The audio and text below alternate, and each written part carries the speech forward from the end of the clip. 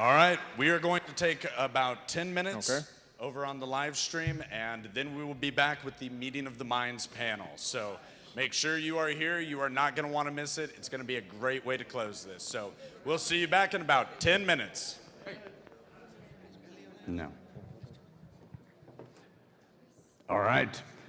So we have obviously some of the greatest minds assembled here on stage. So we're going to pivot and just have a meeting of the minds. We're going to pick their brain. It's your opportunity to find out from some of today's most innovative speakers exactly what's on your mind, whether it's ancient history, esoteric knowledge, whatever you've been thinking about, now is your chance. So we're going to get this started with a couple questions. Has everybody had fun so far, first of all? It's been incredible. Great time, yeah. Thank you to Michael Collins and Robert Dakota for sure. This has been amazing. So one of the things that I've been wondering is, today, obviously, we have made a lot of wrong turns as a species.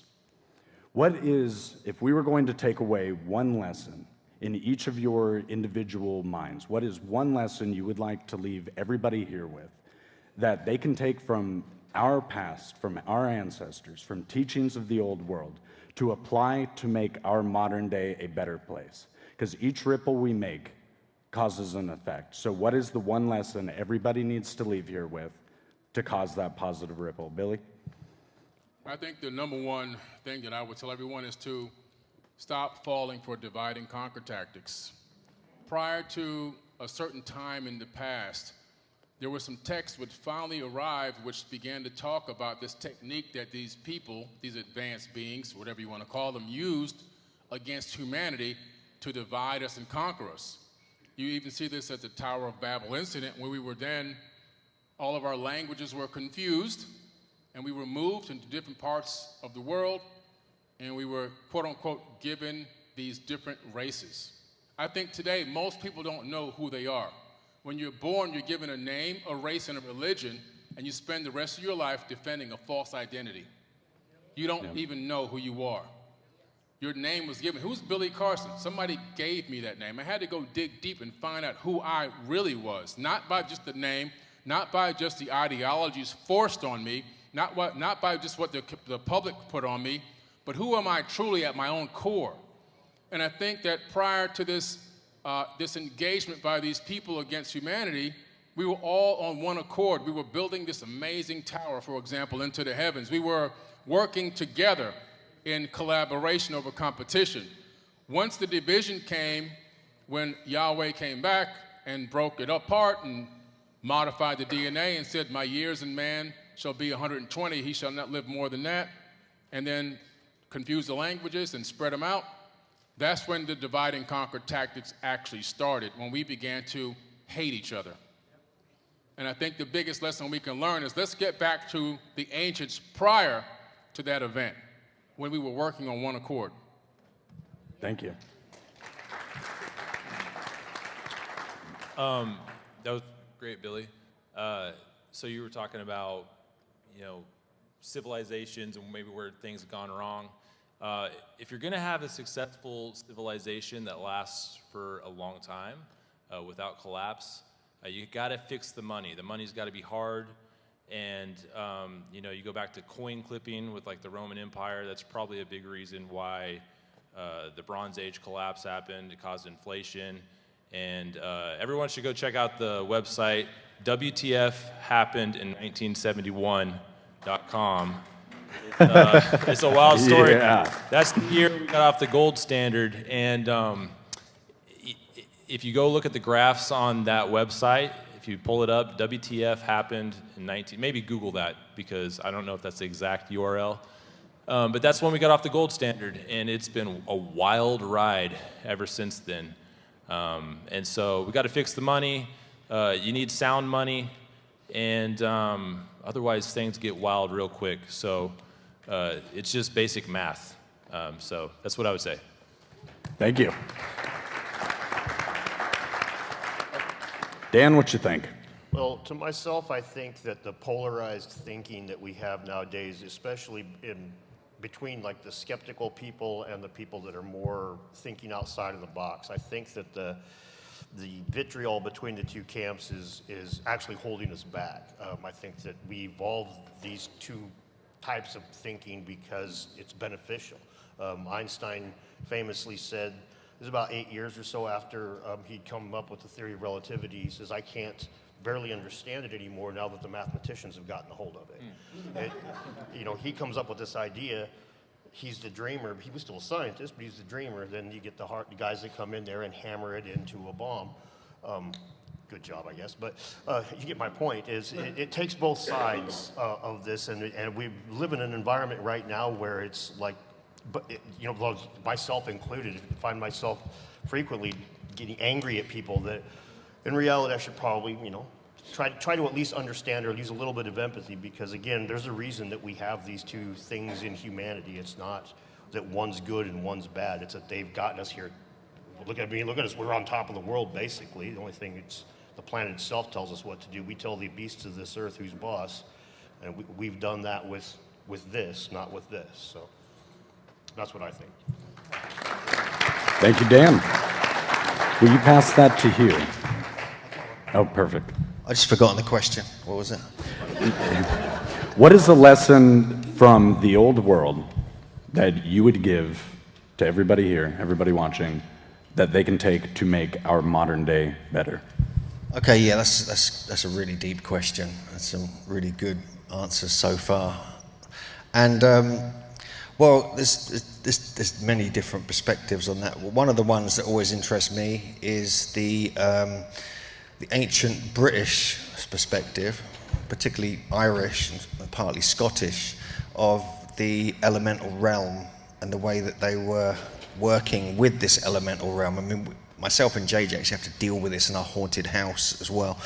There's a old tradition, I think this is worldwide, and it's partly called Daemonic Reality as well, which is a book by Patrick Harper I highly recommend, where we've lost this connection with nature, and I think nature was represented in ancient times and communicated with through this elemental realm, through the fairies, or what are known as, you know, the gnomes, the sprites, and things like this.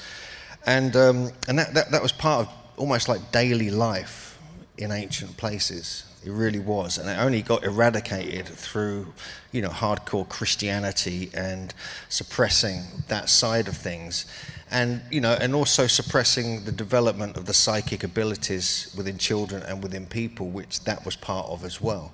And so I personally feel that is missing heavily in our culture, that connection with nature through the elemental realm. I know it might sound crazy to you, but when you live next door to Stonehenge and you've got a burial mound 50 yards from your front door, and you have poltergeist experiences, you have stuff happening virtually every day, you kind of see that realm a little bit again. And this is something me and JJ actually have been dealing with for a few years. It's quite fun, actually. I want to go back and hang out with them again.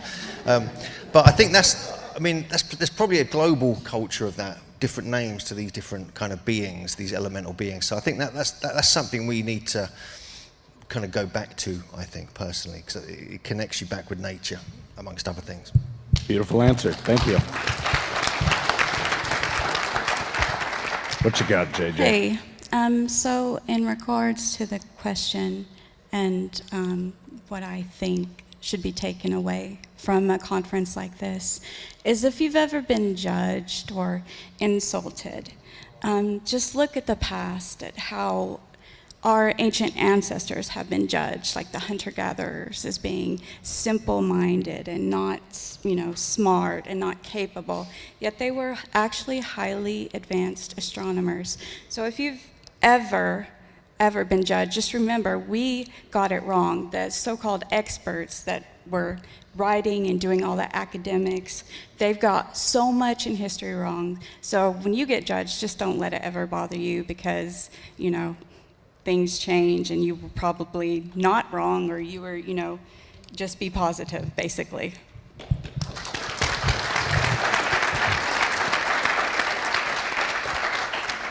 "50 yards from Stonehenge." Oh, the burial mound, right? Yeah, living next door to Stonehenge. I mean, Don't you want to hear those stories now? Like, that could be its own panel. Right. Hugh's poltergeist stories? Man, Sedona. We're going to have to hook something up. I think one thing we can bring back from the ancient world is go back to Eleusis and bring back the Eleusinian Mysteries. This was practiced for 1,000 years, and it was psychedelic in nature. There was a mysterious brew that was offered. People would train for a year, the citizens. It was voluntary, but the state promoted it. And the reason why they promoted it is because people would prepare their consciousness for a year, physically as well, to have this psychedelic experience. They would have it, then they would return without a fear of death, with a moral code, living by the golden rule, recognizing we're all one. And they didn't have to have the police state like we live in today because of that, because everybody was essentially cool. And they recognized they were one. So we're bringing that back. There is a psychedelic renaissance that's unfolding right now.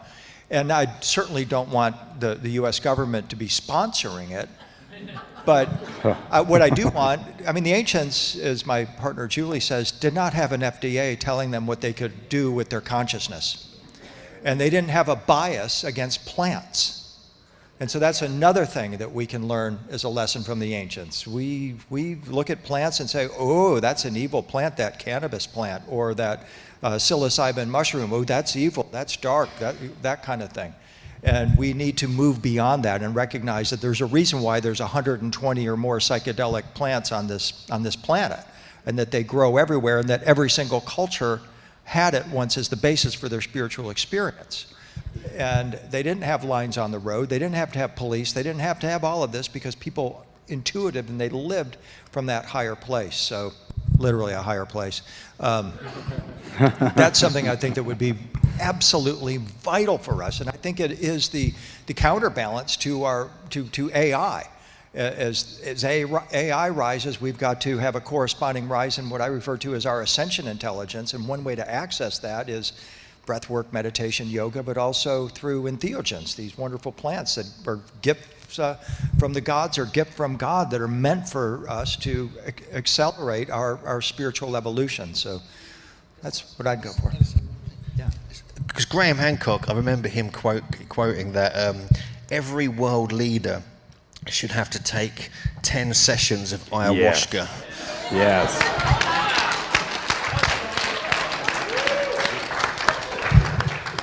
Thank you, William, though. That was a wonderful answer.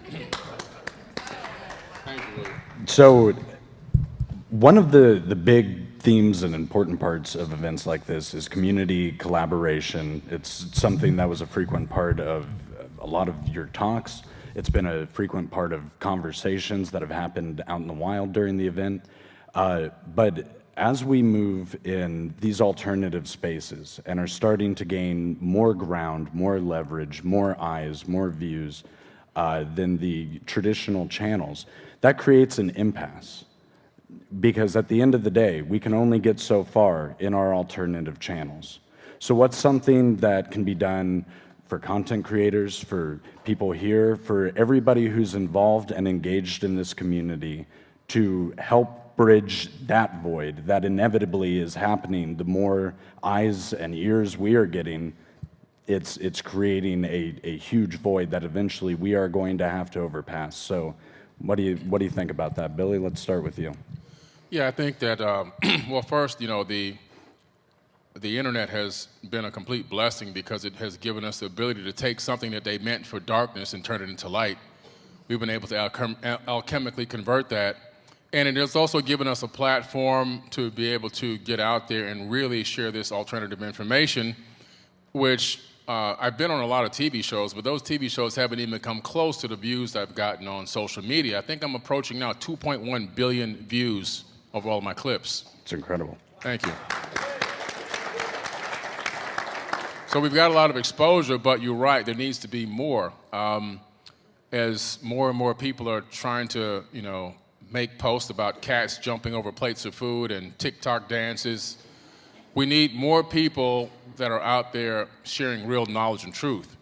So many people follow me, and you know, if you go to look at their accounts, one day I just did a social experiment, and I spent about an hour looking at the likes, going to their accounts. Most of the people have, some of them don't have any posts, some have private accounts with 10, 15 posts, some don't even have a profile pic, And these are not ones leaving negative comments. These are positive comments, by the way. But it just showed me that there are so many people that are interested in this information that it's inspiring them so much so that they would even comment positively on it and like it, but they themselves won't speak or live within their own truth. So we need more of the people doing it. Yeah. You know, we need that. And when we all begin to take part, this little piece of the puzzle, it just becomes even more magnified.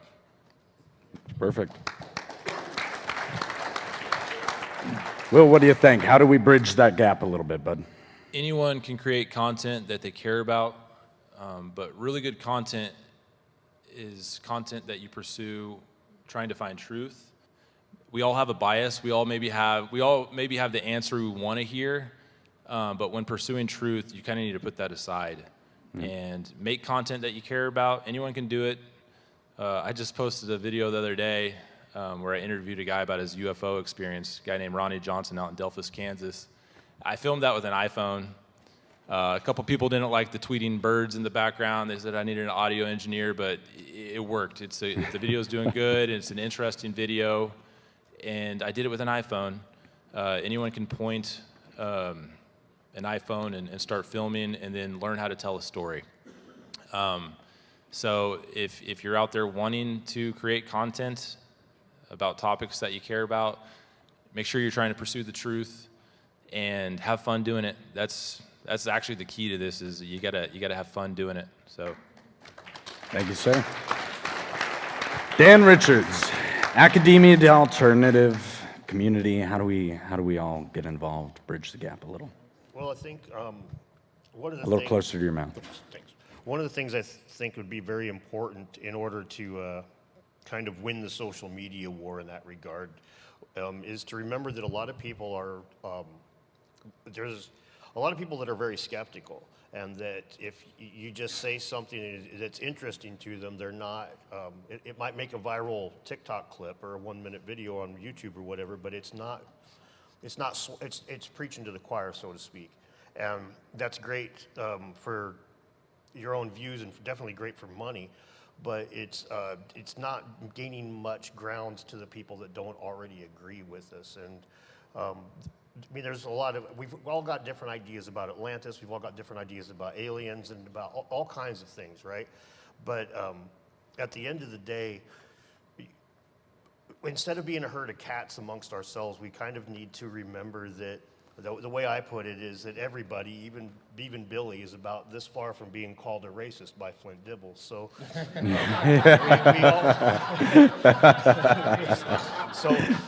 we kind of, if we keep that in mind, I think it makes it a lot easier to agree with people that we don't necessarily agree with. I like that.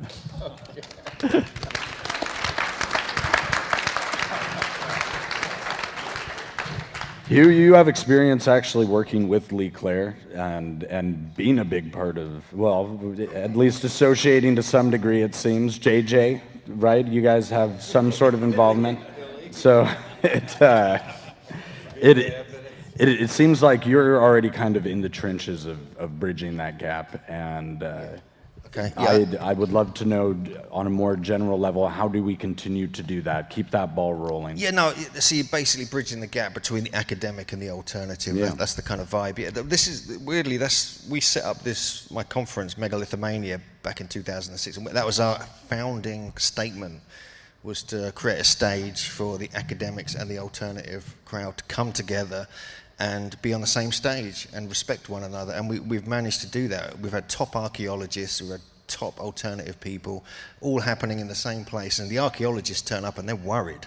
They think they're going to get lynched, you know, by all the Glastonbury folk, which are very similar to Sedona folk, by the way. So, yeah, it's like a sort of festival town, really. And so I've been fully aware of that for a very long time, and I've got to a point. I mean, myself and Jim Vieira wrote a couple of books about giants, which really annoyed some skeptics. Oh my God, it was brilliant. We got like so much, I mean, Jason Colavito did every chapter he went into in great detail, and he thought we were going to be mad about it, and we loved it. Every time he insulted us, we would like pick out the insults and like go back and forth, me and Jim, with each other. We really enjoyed it. So personally, I'm at a point where I don't care about what anyone thinks, you know, really, really don't care. And so I don't have academic affiliations. You know, most of us here can just do what we want, really, and we can just say what we want. But we do try and be very sensible at the same time. So I think you've got to have a certain sensible edge. Otherwise, you're doomed. You know, you get called a kind of freak, you know, and things like that. So, so from my perspective, when it comes to, like, as you say, Lee Clare and Göbekli Tepe, it's the same principle we put forward with Megalithic Mania. We want to do the same thing with them, and we're working with a certain individual called Damla, and maybe some of you know her, to kind of manifest that in Turkey itself between me, JJ, and Andrew, and the archaeologists. So, fingers crossed. Let's see how that goes. That's cool. I love it.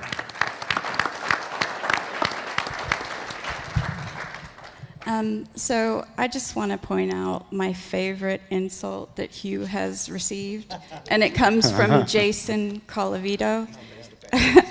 He called him a History Channel barnacle. I thought that's just the cherry on top. That's my claim to fame. So because Hugh and I, we do go around the world and explore, and we also host tours, we do see how interested people are in both the academic side and an alternate view. So there is going to be a need to do this bridging for sure. And I think a lot of archaeologists get a bad rap, like Lee Clare has gotten a bad rap. But, you know, that's his public side that he kind of has to show for his views.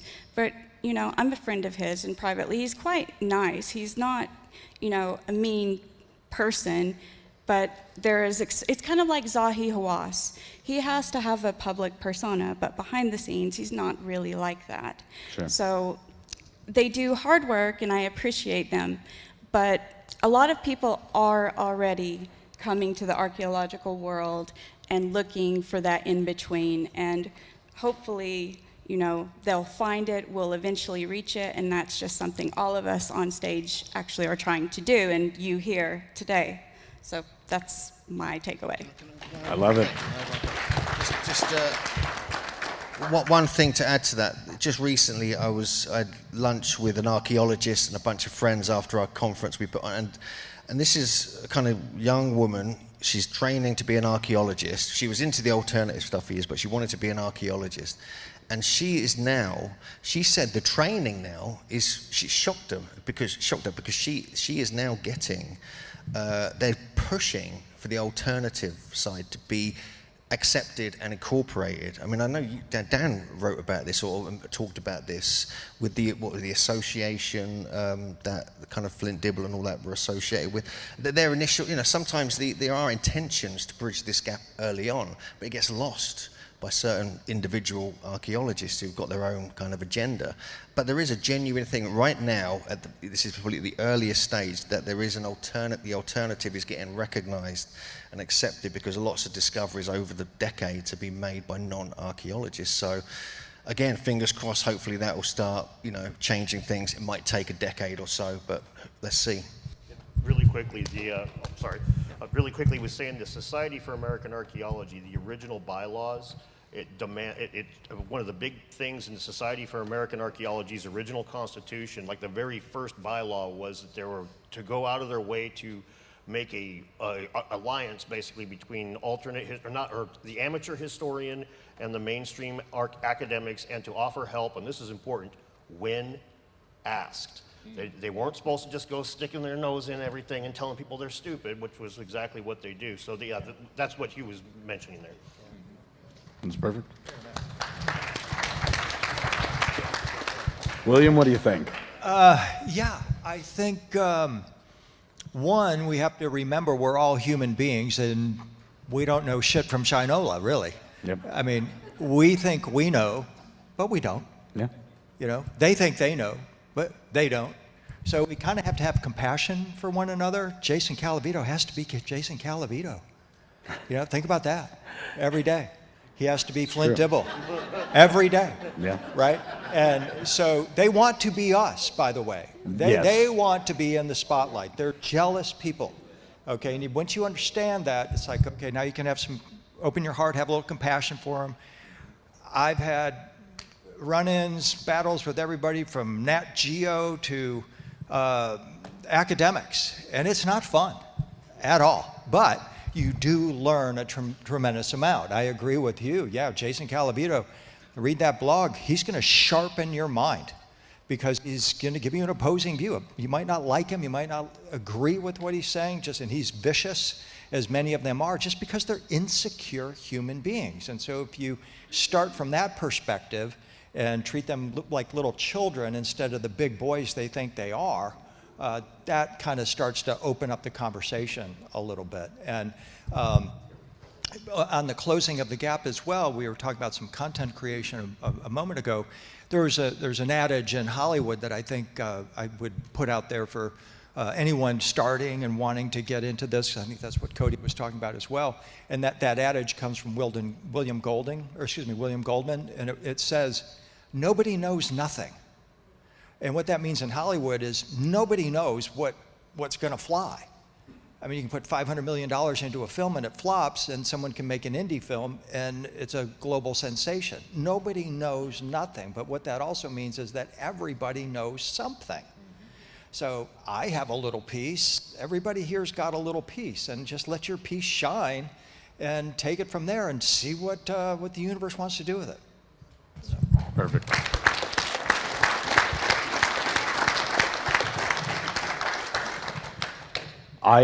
My motto is stay curious, because I feel like that is the most important thing, having that humility, that wonder, like our conference started with, that childlike wonder. You know, if we can put ourselves on that level and empathize, I thought that was a beautiful point.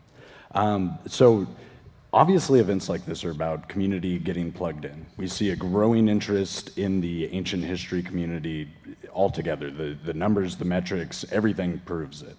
So as people are starting to gain interest, to come to events like this, to go to places around the world, if it was your first place to go to, what is each of your recommendations on the first place somebody who's never been to an ancient or sacred site should go to that will completely change how they feel about this and where they go next?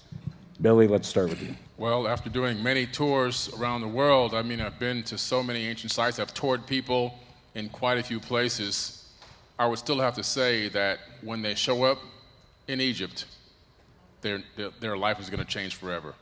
When you stand next to those 2 million blocks of stone at the Great Pyramid, and you realize that, wait a minute, these aren't Lego blocks, that these stones are all individually cut, that no two stones are the same, that this is a giant interlocking puzzle with no mortar, it's going to change the way you see everything. And just standing next to it, you're standing in a time dilation bubble, because the mass is so great that time actually slows down at the Great Pyramid by just a micron of a second. Not much. Incredible. But if you had an atomic clock at the Great Pyramid and an atomic clock 3 miles away, you could measure the difference. So you're standing in a time dilation bubble. It's one of the most amazing things you can ever do. And Egypt is so huge, we actually fly through Egypt, and then we take a cruise for 7 days. So it's a massive place, so much to see. And every time I go back, I see something new. Yeah. They're digging up things and discovering things every single day. And as many times as I've been back, is just as many times as I've seen something I've never saw before. All right.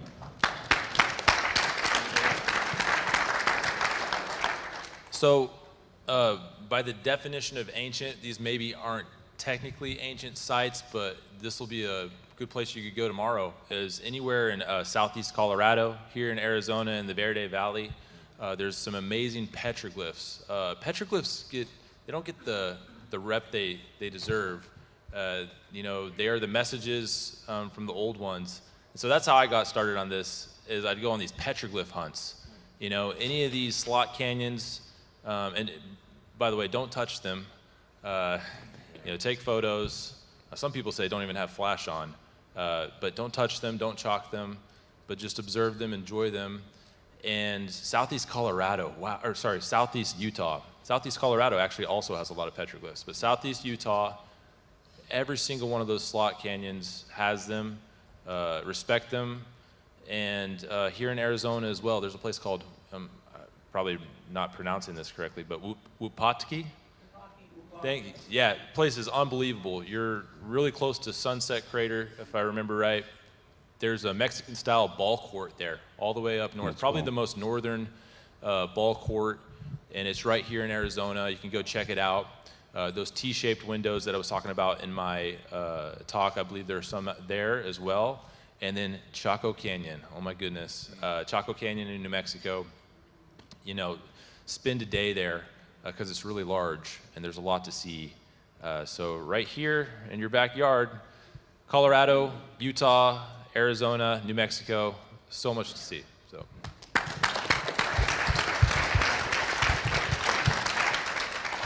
Well, I'm probably the least well-traveled person sitting up here. I don't even have a passport, so haven't been to many places. But I have been to Cahokia Mound a few times, and that is a pretty amazing site. Yes.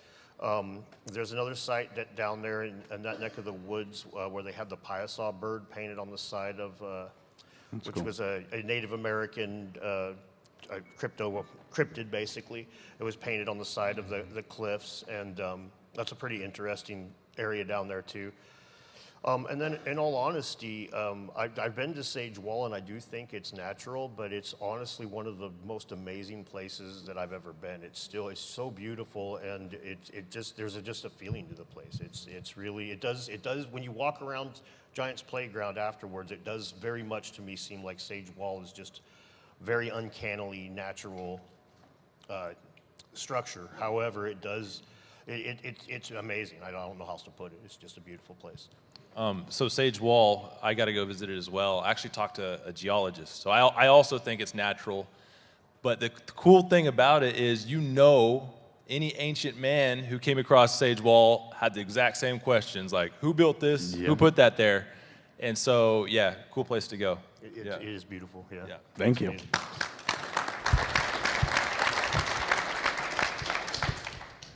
I think you know what I'm going to say, probably. Not Stonehenge.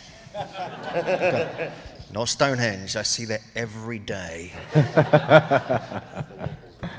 Yeah, the local people, Christ. But there's obviously, I'm biased towards Southeast Turkey, Karahan, Tepe, not just because of the sites themselves that are coming out the ground, Göbekli Tepe obviously, but because it is currently being heavily excavated. It is happening.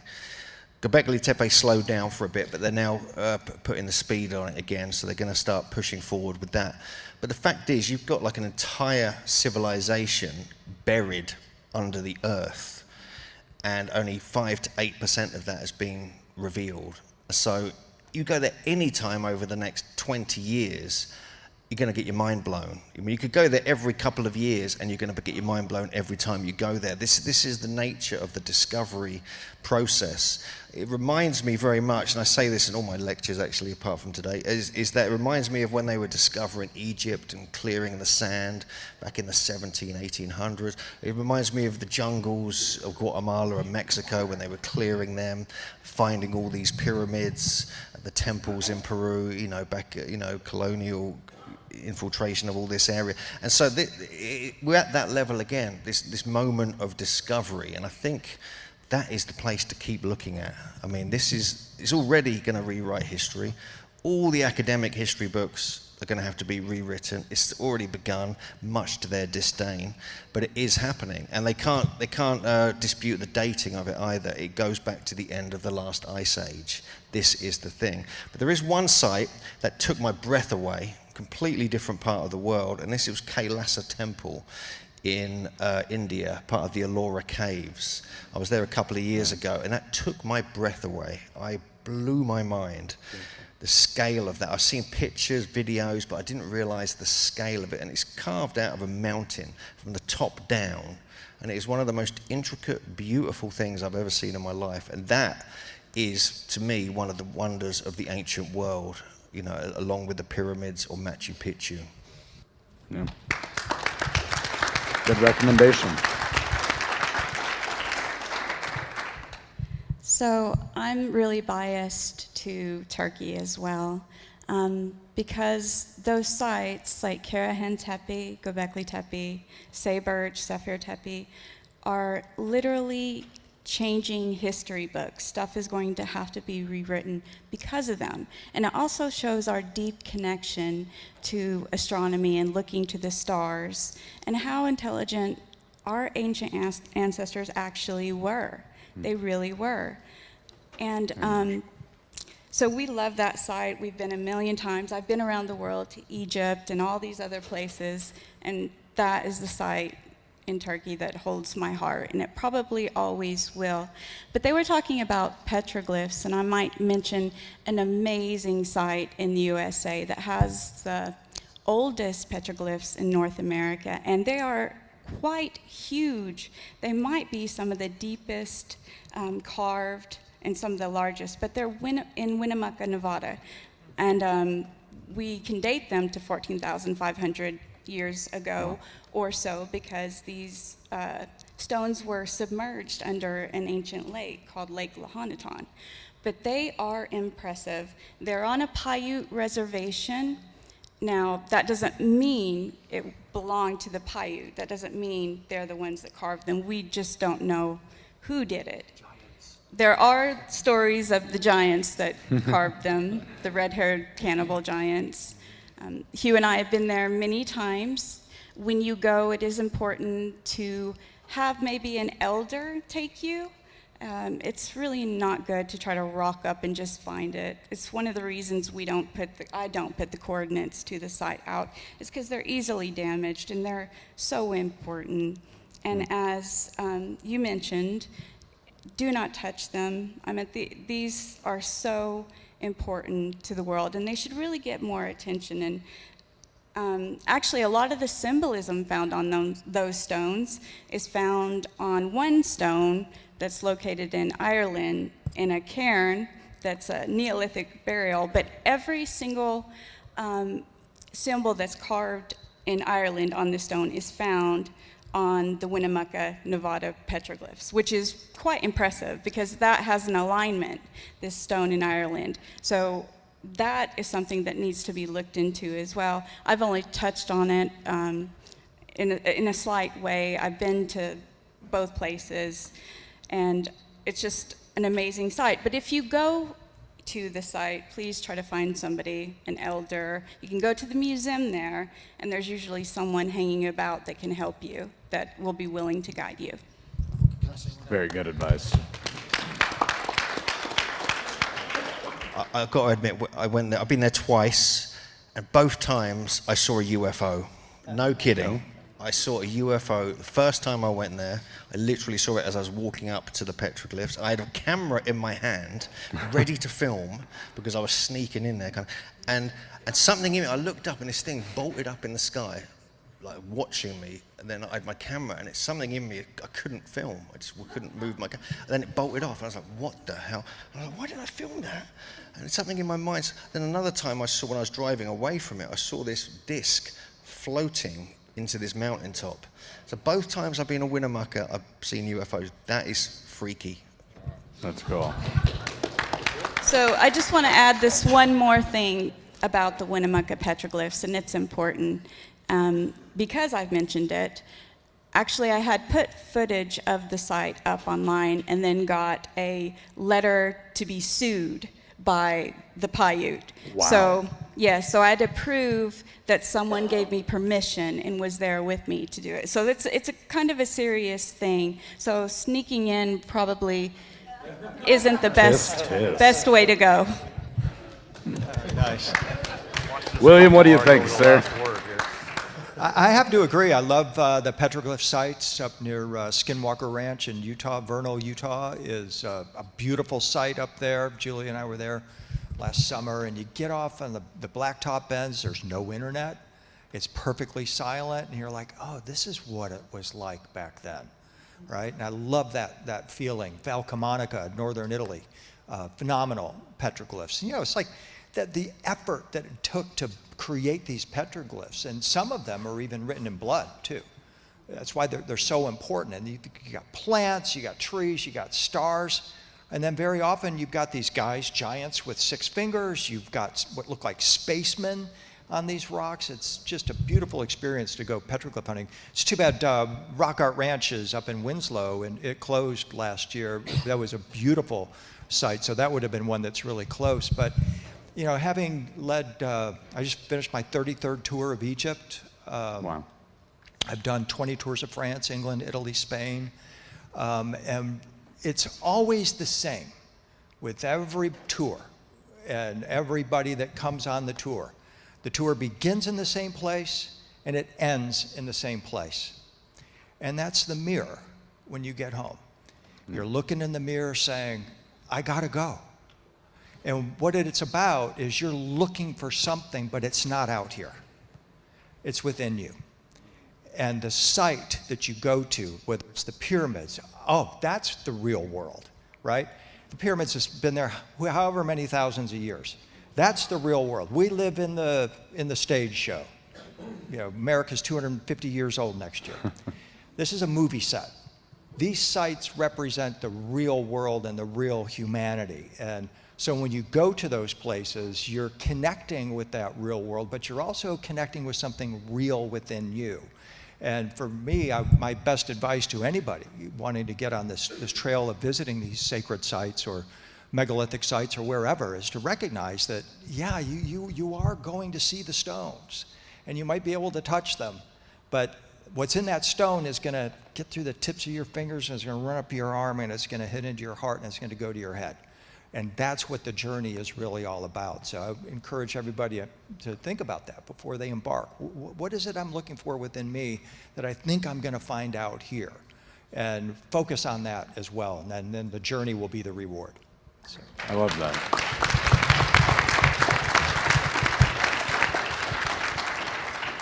All right, so we have 30 minutes now, and we have a microphone right there and right there. And it is your chance to ask the questions before we head to dinner. So please, we'll go ahead and start on this side first, and then jockey over to that side. Do not be shy. Whatever you've been thinking, whatever you've been sitting on, please come up. No question is silly. Ask your questions, and we will start with you, good sir. All right, I want to ask a fun one to you guys, instead of something too crazy. If you had unlimited funding and no gatekeeping, like from the World Economic Forum, what site would you go manage and dig and just get your hands into, or what telescope would you want to, get control of? What would you do with just unlimited, just open the floodgates? That is fun. Well, the first thing I would do if I had unlimited funding, I would go and recruit the top quantum physicists and engineers in the world, and I would build my own ships, and I would actually go to Mars, because that's the next frontier for exploration. I believe that you can actually live on the surface of Mars, not too high up, but down towards the surface. They discovered that there are localized magnetic fields, that the speed of Mars' spin on its own axis creates something called bow shock, which bends cosmic rays, which means that the DNA at the surface would survive. And I believe that there's remnants of an ancient civilization linked to the civilization here on Earth, and that we would find a lot of ancient relics and ancient structures up there, and maybe even ancient technology still laying around on Mars, which is why they want to go there and why they've been spending trillions of dollars on what they call a cold, dry rock. So Mars would be my frontier. I'd go straight to Mars. I like that. Yeah, whoever wants to answer, it's just free for all, jump in. So For me, it'd be Hueyatlaco in Mexico. I think a lot of you were at my talk earlier. Hueyatlaco is the site down there that they found artifacts which were dated, or were found underneath a layer of ash, which ended up being dated to 250,000 years. And that's it, that whole thing got memory hold. It was a 3-decade, really it was a 4-decade process getting that dating over and over and over again as the dating methods got better.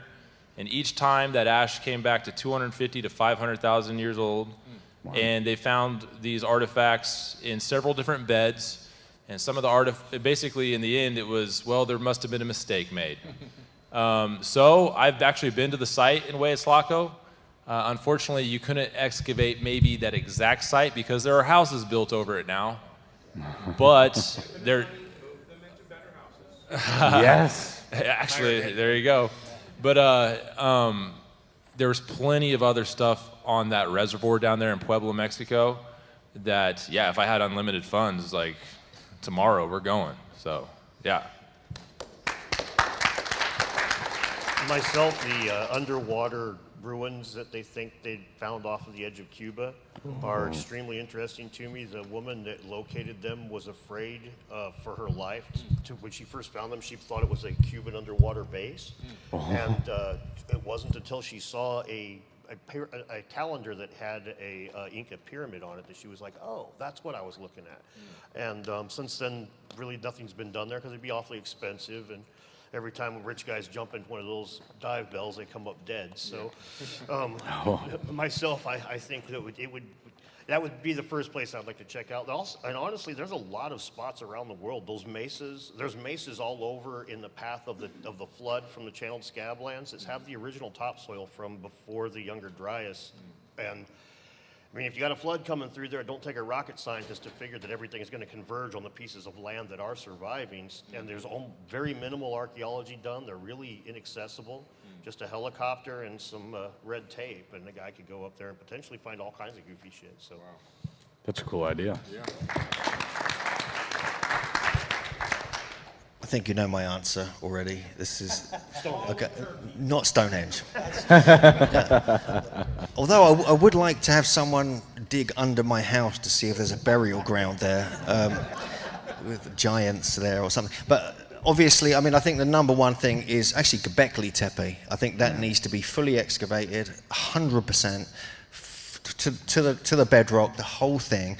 I would then make a complete replica of it in the same kind of stone, somewhere else nearby, in the same orientation and everything, and then I would build a planetarium around it, so you could then play around with the astronomy and everything else. So basically, if I had that kind of money, it would be a lot of big toys.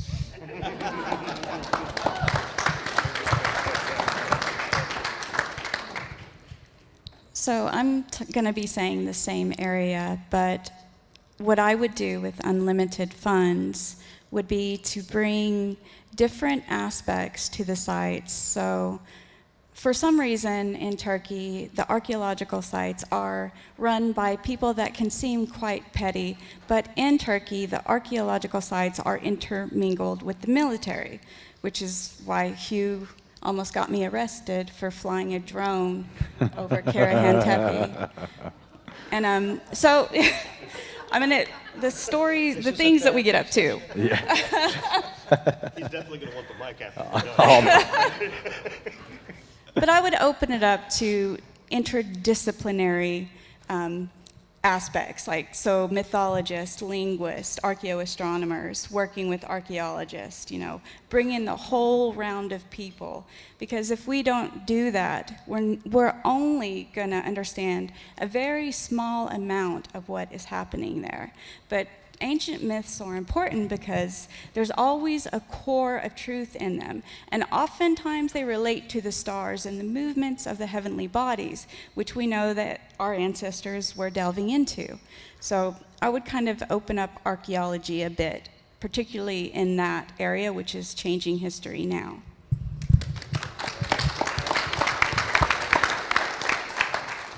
I'm going to go with the obvious. Giza Plateau. I mean, we're on the cusp of some really amazing things there. And I had a Silicon Valley bigwig with me on my last tour, and he's like, how much do you need? The money's in the valley, we'll just go get it. It's like, well, okay. And so that would be an amazing place to start. On a personal note, I would go back to the Tomb of the Holy Sepulchre in Jerusalem and find the vibration in that stone, pull it out.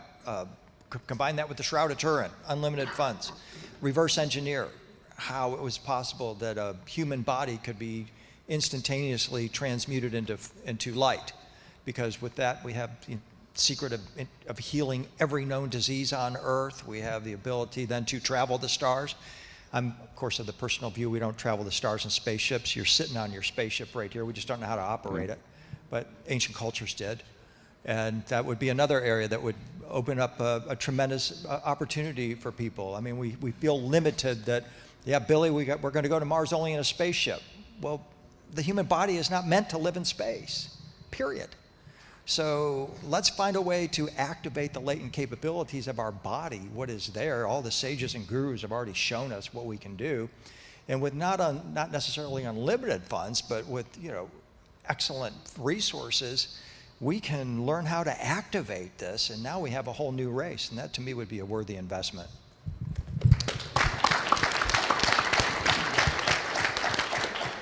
All right.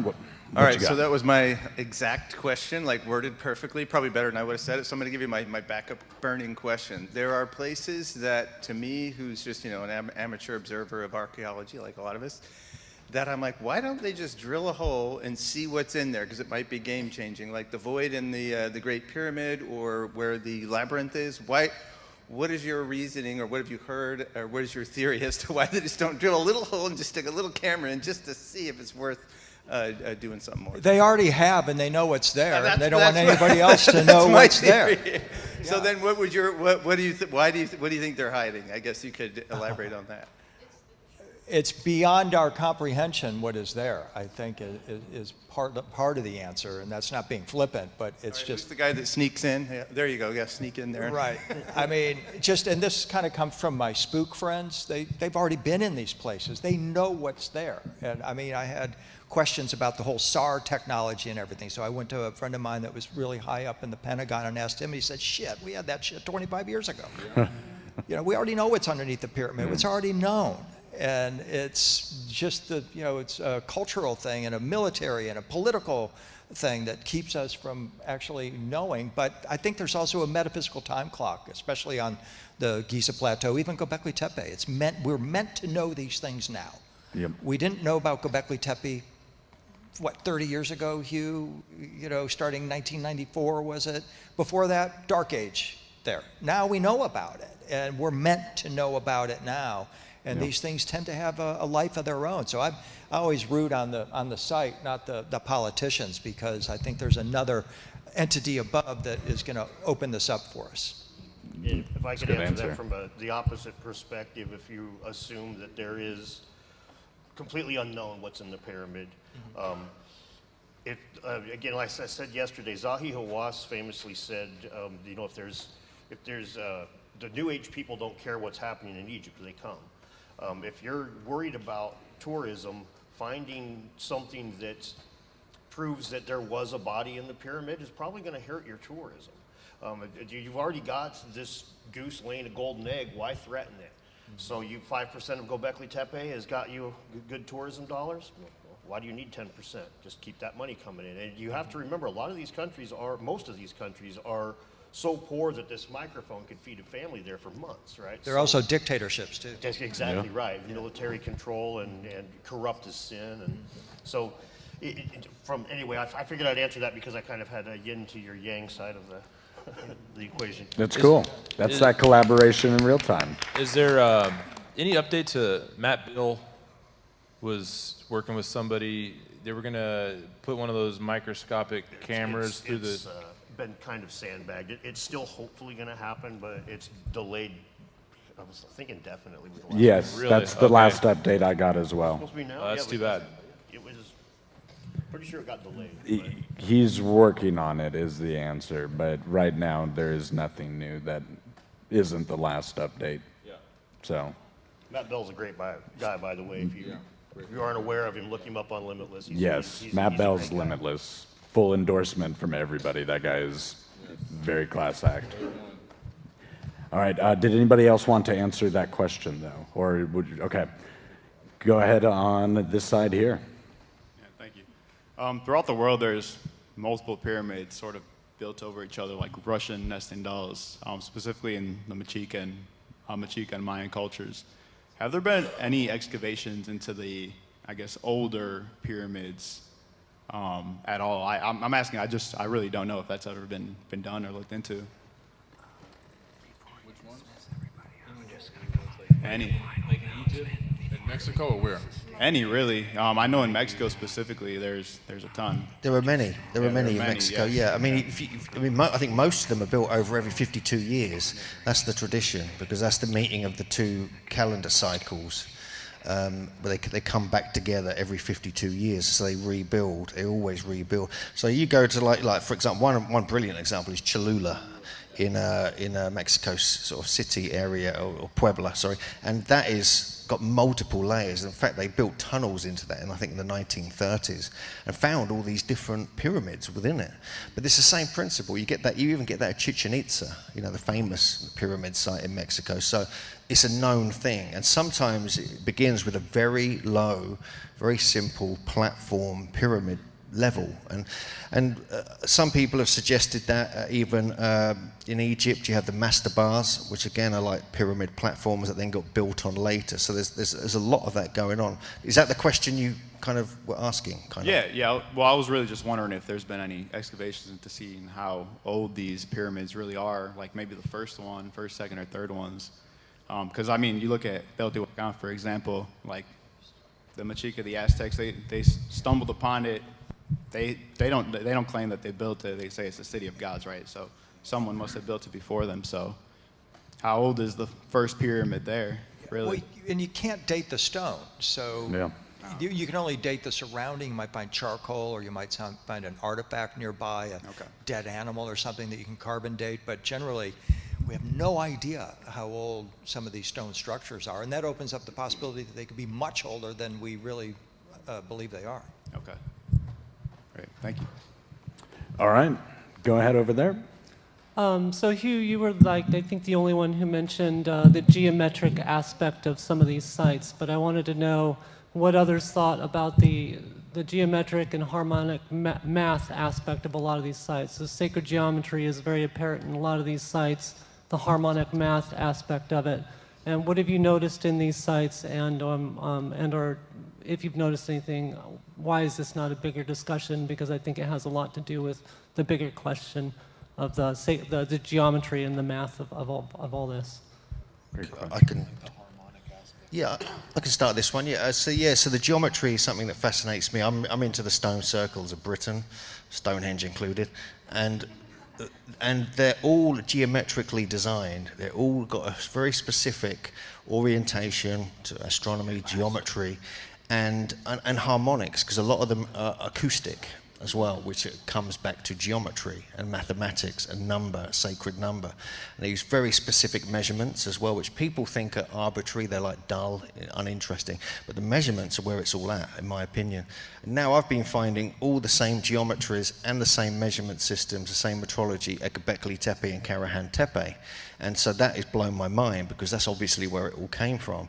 The problem is they're using measurements which are breakdowns. They're like numbers based upon the size and shape of the Earth. So they must have known the size and shape of the Earth. So there's that side of it. So there's that harmonic they're bringing into these sites as well.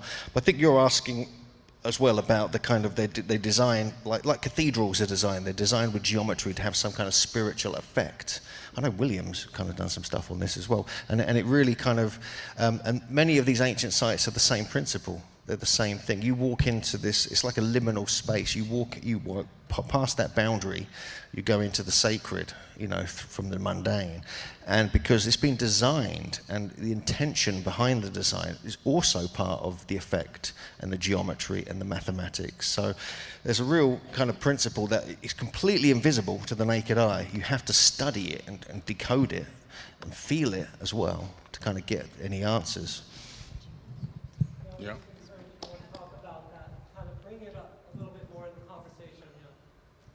Yeah, just to bring it up a little bit more in the conversation. Yeah, I want to add a little something to what Hugh was talking about.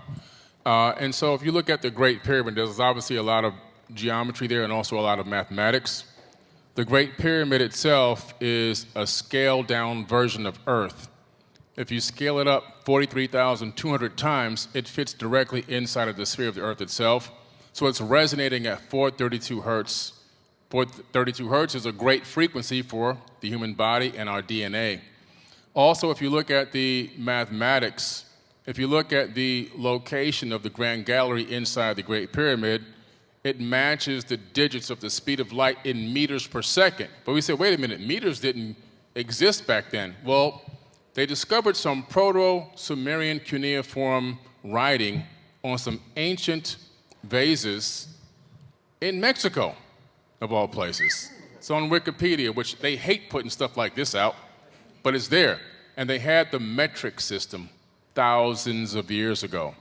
And so, yes, the metric system did exist, so that debunks the coincidence theory. And then if you take the base of the Great Pyramid and do some very simple mathematics from the bedrock, all of a sudden you get some interesting mathematical precision. You can predict the days in the year, the sidereal tropical year, the sidereal year, the tropical year. You can predict the distance from Earth to the moon, the distance from Earth to the sun.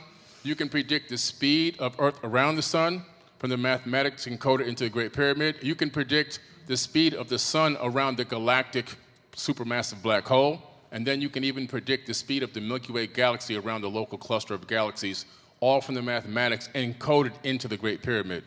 Wow. And so these are a lot of things that, we should talk about more. These are incredible, like they say, coincidences that really prove that someone was a star traveler. Someone had great astronomical knowledge, and they went to their supercomputer, whatever kind of crystal computer device they had, and they said, I want all this information put into the construction of this building so that when people in the future now analyze it, they can discover how great we were back then and the knowledge that we had, the wisdom that we were able to achieve, the level we got to, and that they can do the same. All right, we've got time for one last question. Go ahead. Hey there, guys. So first, I wanted to just give a quick shout out and thank you, and I think we all should, to my good buddy Cody McDonald, the host of tonight. He's been working his butt off. Can we give him a round of applause? Thank you. Check him out, East 10 Outpost, East 10 Productions on YouTube and X. Then I just wanted to say thank you guys all for being here. And I've noticed this community's been built, starting with Graham, passing the torch down. And there's a lot of young people here. And so what would you say to the young people here trying to pass the torch down, to share this message and get these messages out and get this information out to different people who don't get exposed to it? It's your world. I mean, Oh, is it switched off? There we go. It's your world. Oh, I'm old. I'm 43. I'm talking about the 20-year-olds. Yeah, I'm 63. So I started my research path when I was 19, and I wouldn't trade it for the world. And it's a path that's not easy sometimes, and you're gonna encounter challenges, but that's gonna just build your strength, build your confidence, build your character, and just keep going and recognize ultimately, we're looking for the answers for where do we come from, who are we, what are we doing here, and ultimately when it's time to leave, how do we get out of here? And those are the questions that affect every single human being on this earth. So the work that you're doing isn't just for you, it's for the entire human race. And use that as a bit of motivation to say, hey, it's time. And especially in our age of AI. Billy and I could make an argument right now that the Great Pyramid, that we live in a simulation, and that the Great Pyramid is an Easter egg put there by the programmer up at the next layer of the simulation. So let's smoke a joint together and talk about that after dinner, right? Game. Because that's the conversation you are going to have. Yeah. Okay? You are going to take everything collectively put together here that we think that's solid. It's not. We think that primitive people built these sites. They didn't. And now we have to put that into not only our own individual lives, but now look at this new unfolding reality of this new layer that's being superimposed over our reality, the metaverse. And now we have to reconcile that. So, man, good luck. Let's do it, guys. Let's do it. Yes. But really, no, this is a beautiful part of this is the handoff, the work that Graham, when I read Graham's book in 1982, or excuse me, 1992, and realize, oh man, look what this guy's done. And then I come along as a link in the chain like you and like every bit here, Billy, a lot of the other presenters that have been here. You know, we're links in a chain, and you know, you have to recognize that part of it and just accept that, hey, the answers are there, let's go get them. So. It almost doesn't matter how skeptical somebody is. If you're trying to talk to somebody about this stuff, I've said it a lot that the 20-year construction timeline for the Great Pyramid is quite often the gateway drug into making somebody a pyramidiot. It's really quick. Most people are like, well, there's no fucking way that was built in 20 years. So when you hand them that and you say that the mainstream history actually says that, a lot of times you can just kind of leave them to their own devices and they'll come back and ask questions. One thing I would warn away against is we're all very passionate about what we believe in and stuff. Don't be the guy that just crawls into somebody's ear and doesn't leave them alone, because then you'll alienate them. You'll come across like a Jehovah's Witness knocking the door, right? Yeah. I would mention something too that's kind of important. Is to do your own research. Don't just see something online on social media. Doesn't matter how big the person is. Don't parrot it. Do your own research. And oftentimes, sadly, you'll find that there's mistakes. We often have to correct people about what they're saying because it's not, you know, they haven't done their research, and it's sad. And then so that snowballs, and so many people then begin repeating that it is just the onslaught of like hate back at you, even though you've not, you know, you haven't done anything wrong. It's just to correct. So do your own research, and that'll save yourself a lot of trouble and everybody else. And I'll also add, if you're going to get into this field, you're going to have thick skin. You can't let the trolls stop you and attack you.